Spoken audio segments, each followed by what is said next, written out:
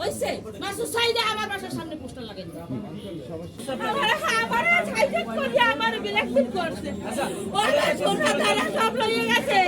সামনে এই দোকান থাকলে আমি যদি বলছি আমি এই জায়গা আমার বাসায় সব লইয়ে গেছে ওরা আমার টাকা দিয়ে আমার স্টিল না বানাইয়া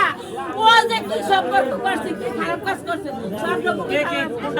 আমি বলে যাই আমার ব্ল্যাকমেল করে দিতে কান না এখন দেখা করেন আমার সাথে আমি কাটপট্টি তুমি আগে আইছি কাটপট্টি আমি সব চিনি এই ছোট কুকেরা এই জায়গায় বয়স এই যে মালিক দিছে শুনুন আপনার নাম্বার আছে হ্যাঁ নাম্বার আছে হ্যাঁ আপনি দিবেন ঘটনাটা আসলে